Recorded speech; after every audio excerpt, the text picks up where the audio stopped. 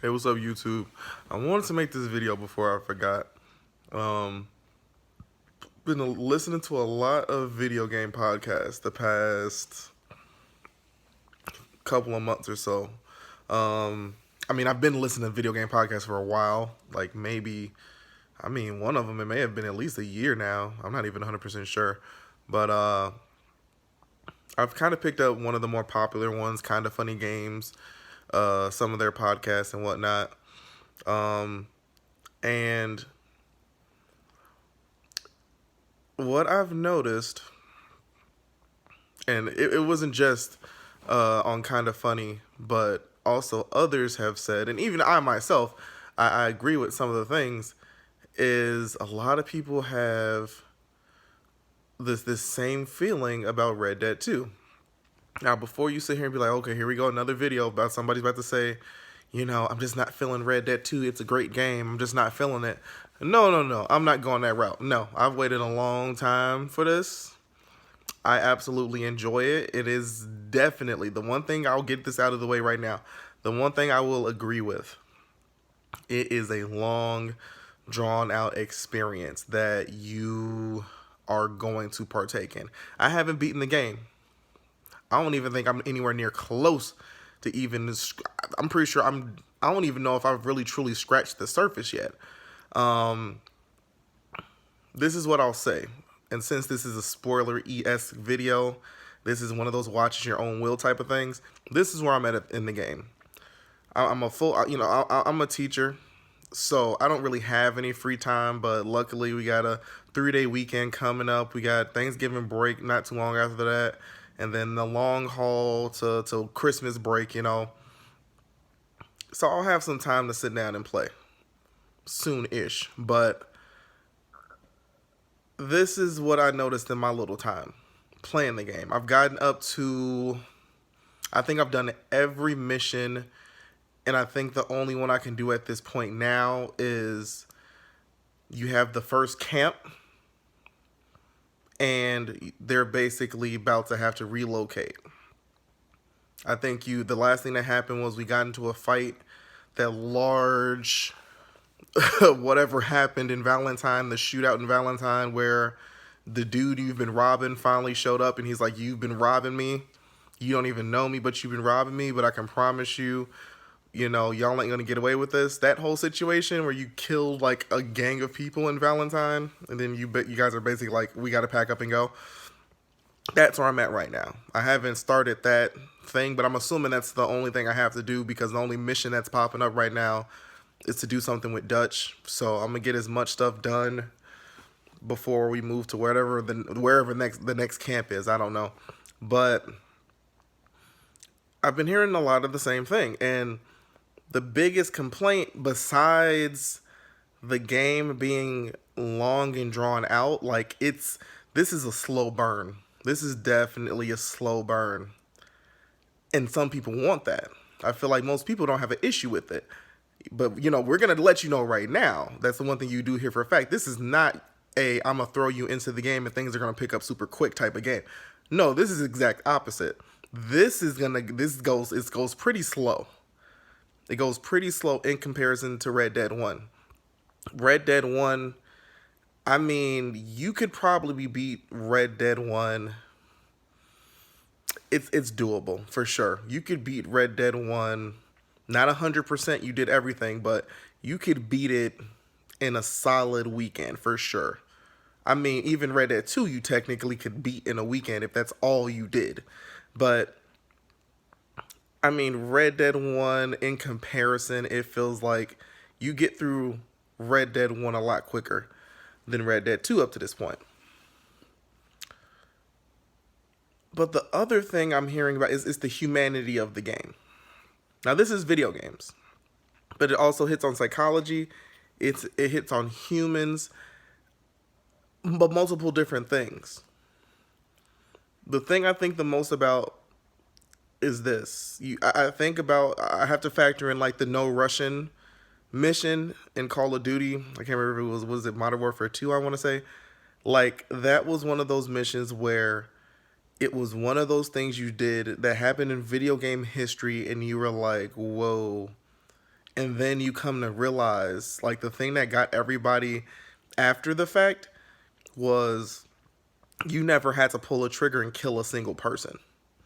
You didn't have to. But you were so caught up in the game and caught up in what Call of Duty is and this, that, and the other.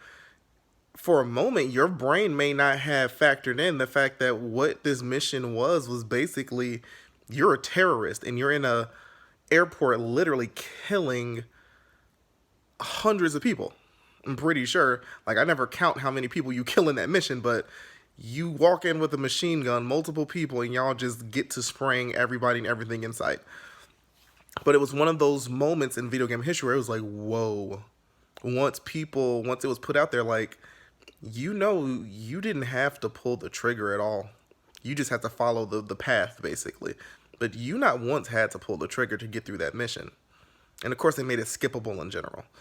But here's the thing about Red Dead. A lot of people are disliking Red Dead, or the main character in a sense. They can't build that connection between him, because we're going back to Red Dead 1, and I think that's what it is.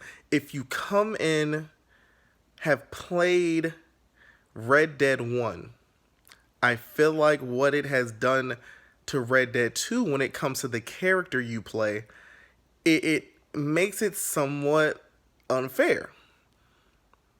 And if you have not played Red Dead 1, most video games, you don't play the bad guy.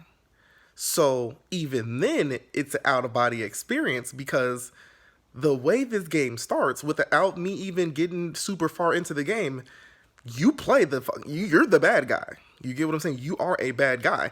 The character himself states multiple times, we're not good people. We're bad people. We're just not those bad people. That's one of the things it says in one of the first kind of tutorial missions. You know, it's like you kind of technically save somebody, and that's literally the quotable thing he says. He's like, we're not good people. Something like, I'm not gonna say word for word, but it was basically went along the lines of, we're not good people. We're bad people. We're just not those bad people. So it's almost like, you were being a villain, but you had morals. And I feel like that's kind of where this is going. If we look at in the world we live in today, because this is my real life thing. I'm born and raised from Chicago. I was born in 1992. Now, when you're a kid, when you're a baby, you don't really probably remember things back to that. But I mean, we have History Channel. We got all sorts of different things, documentaries that will tell you how life was. History is something that is recorded, and you can learn from it, or at least we should be learning from it. Throughout the history of this world, when you look at gangs, and even if you think about Red Dead, you are in a gang. It may not be a modern day gang in the same way we think about it, but that's a gang. Those who don't know the history of gangs, modern day gangs, like if you were a gangster disciple, if you were a Crip, a Blood, this, that, or the other, I can only really speak on maybe gangs in Chicago, but the history of the gangs, the street gangs in Chicago, was not shoot people, kill people, sell drugs, this, that, and other. Gangs in Chicago, just like probably gangs in New York, if we were to go back to Irish street gangs in the late 1800s, early 1900s, if we were to go back there, it was for protection in your community. You get what I'm saying? Now, Western gangs, it's a bit different. They didn't necessarily have communities. They didn't have neighborhoods that they specifically were set up in most times. That's not how it worked. If you were in a gang in the Wild Wild West, traveling from here to there to there to there, that was the norm. You couldn't settle down and be in one spot. But that didn't necessarily mean you could not have some sort of morals and whatnot. And that's kind of sort of what it seems like the main character so far is portraying. He knows he's not a good guy.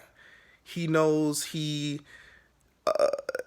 essentially, he's a part of a system. You have Arthur Morgan, the character you play. He was brought in at a very young age, and this is the life he lives. What's the difference between him and a modern day gang member? This stuff happens all the time. Gangs today, you get them young, and you teach them the street life. You teach them this, that, and the other. The next thing you know, at the age of 16, you got somebody who's murdered multiple people.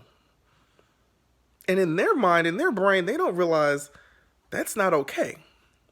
But the character you're playing as, similar life.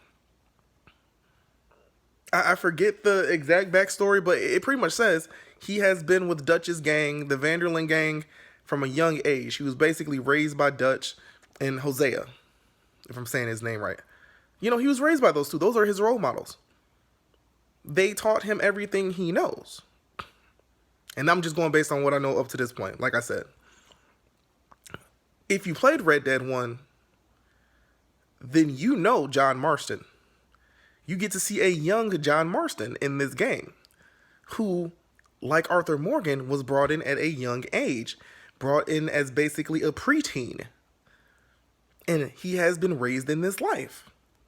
This is all they know. This is what they are accustomed to. So you're playing this game, and the funny part is, Rockstar told us beforehand what it is you're about to step into.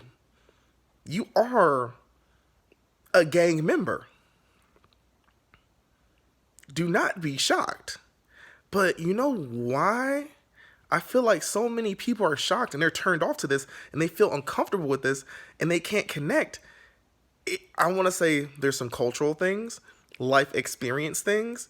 Like I said, I'm a black male born and raised on the south side of Chicago who has firsthand experience with gangs, gang culture, this, that, and the other, loss, death, all sorts of things. I've seen things. I'm not going to say I did things, but I've definitely seen things. And I see how things go, and I know how things go. Me knowing that changes my approach to this game. But then there's the other thing that I'm saying. It's a game. It's a video game. You're playing a video game. The people who begin to overly psychoanalyze and be like, if this person does this in a video game, I mean, some part of that, would they do that in real life? I'm not pistol whipping and shooting and killing anybody in real life. I know that. But I'm able to detach the things I do in the game to my real life. There's things you do in this game like, oh my God. At this point, every person who's played this has had some sort of experience that was like, whoa, that was completely accidental. And then you had to make some decision and you're like, fuck. I remember I saved somebody who was about to, I guess, on their way being taken to whatever.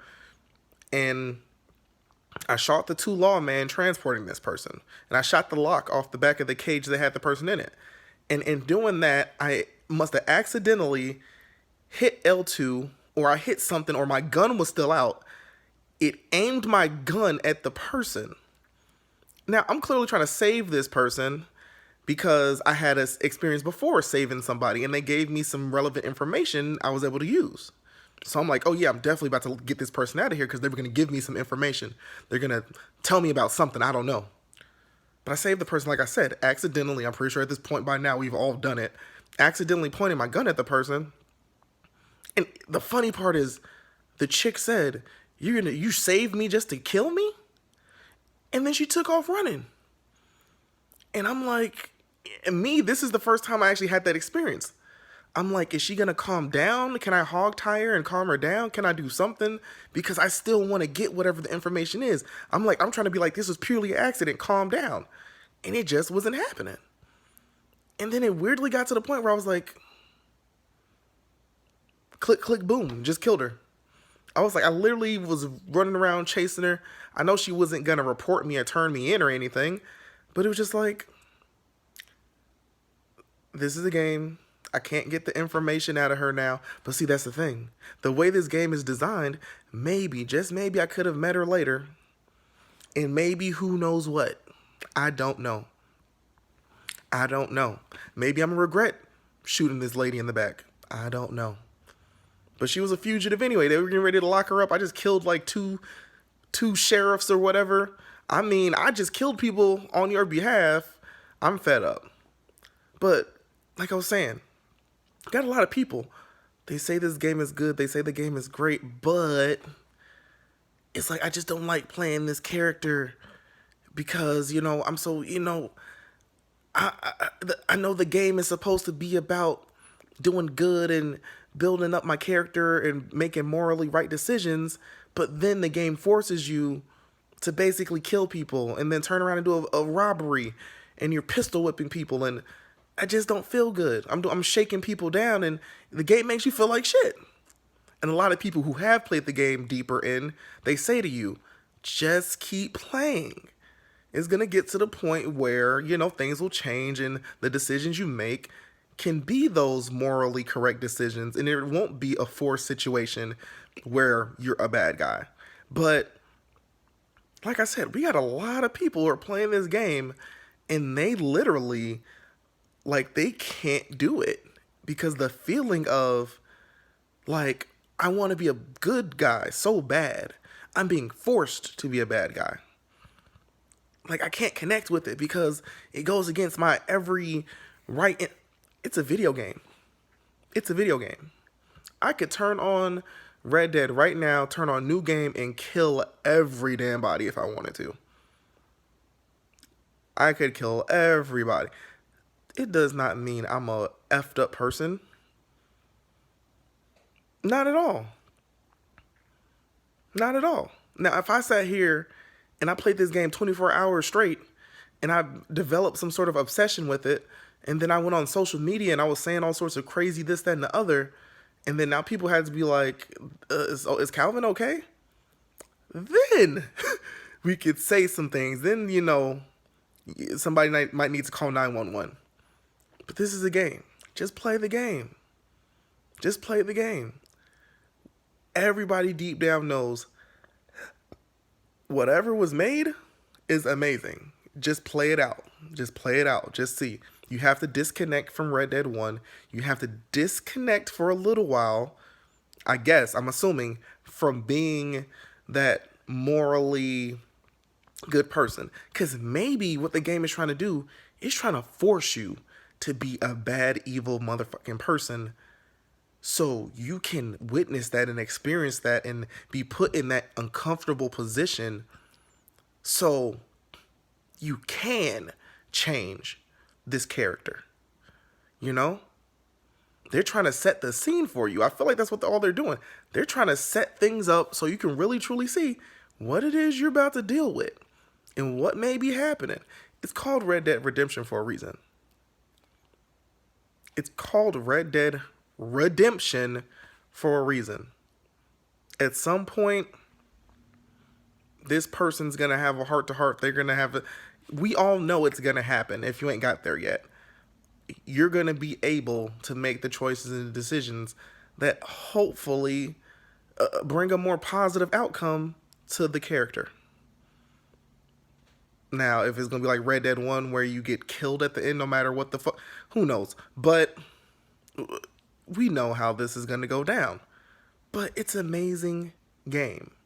Just take it in, breathe it in, deal with it, and go. Peace.